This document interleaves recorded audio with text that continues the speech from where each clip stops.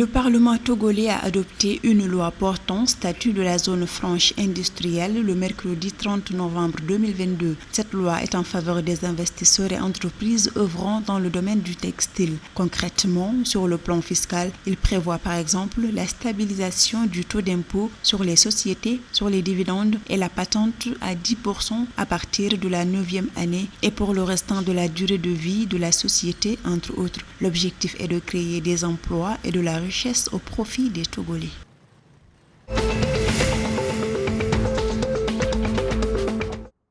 Au Sénégal, 10 000 hectares de terres dégradées seront restaurés dans le bassin arachidier, la première région agricole du pays, située à l'ouest et au centre. Ce projet a été financé à hauteur de 5,5 milliards de francs CFA par l'agence belge de développement Enabel. Il cible 3 départements, à savoir Gossas dans la région de Fatick, Guinguinéo dans la région de Kaolack et Birkilane dans la région de Kaffrine. Ainsi, les activités de lutte contre la dégradation des terres, la promotion des techniques agroécologiques et la gestion intégrée de l'eau seront mises en œuvre.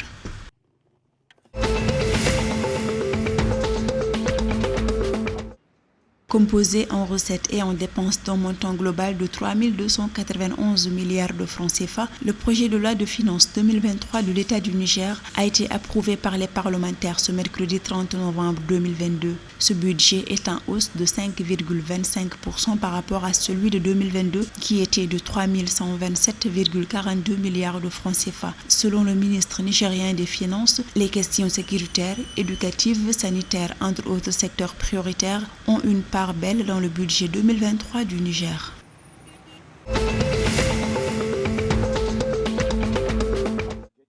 Pour satisfaire la demande locale de plus en plus forte, la Côte d'Ivoire ambitionne de produire environ 3 000 tonnes de soja au titre de la campagne 2022. Dans ce cadre, le gouvernement œuvre à mettre en place une filière soja plus qualitative et compétitive. Il s'agit de suivre la récolte mécanisée du soja sur les parcelles et appuyer les producteurs à s'approprier toute la chaîne de production. Pour cette campagne 2022, 1531 hectares ont été mis en valeur, dont 403 hectares à Touba et 600 hectares dans le département de Koro.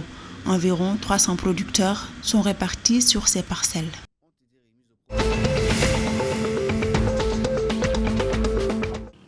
La Guinée veut développer son image de marque pays ou branding pays autour d'une identité visuelle visant à la démarquer des autres Guinées sur la carte du monde et vendre sa destination aux investisseurs ainsi qu'aux touristes. C'est dans ce cadre que le projet de branding national a été lancé à Conakry, la capitale guinéenne, ce mercredi 30 novembre 2022. Ce concept devrait permettre de promouvoir activement la Guinée en mettant en avant les caractéristiques extraordinaires dont elle dispose afin d'attirer les investisseurs et accroître les exportation des produits. Pour ce faire, le pays doit disposer d'un logo pays, d'une banque d'images du pays, d'éléments de langage pour la promotion à l'extérieur de la Guinée.